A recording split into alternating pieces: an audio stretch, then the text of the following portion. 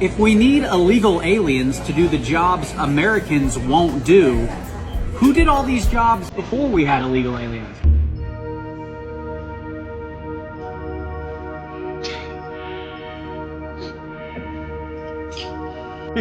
This is like a dark comedy from hell.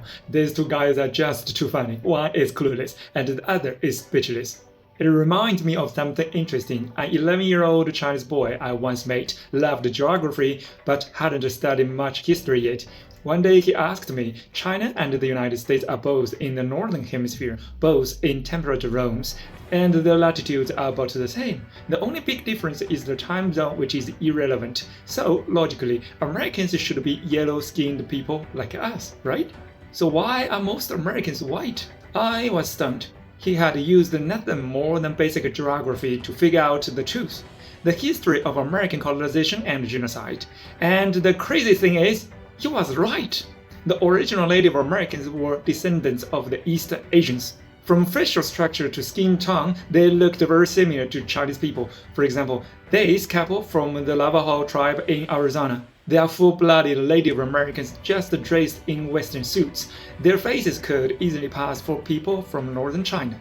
Or look at this pure Mayan girl, yellowish skin, black hair, black eyes, very much like a Chinese from southern China.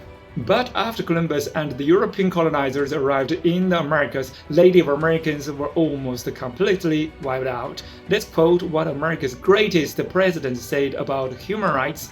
George Washington said, Native American skin could make excellent long butts, and called them beasts of prey in human form. Thomas Jefferson declared that the United States must exterminate the Indians.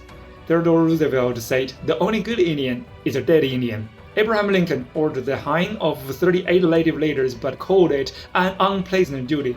Others, like Andrew Jackson, openly said the Indians must be removed, and James Madison promoted something called a civilization program, which was just another cover for cultural erasure. At least today, African Americans make up a larger part of the population and can still fight for their rights. But Native Americans, they have almost no voice, no power, less educated, and very few people left. All because of their resources have been robbed.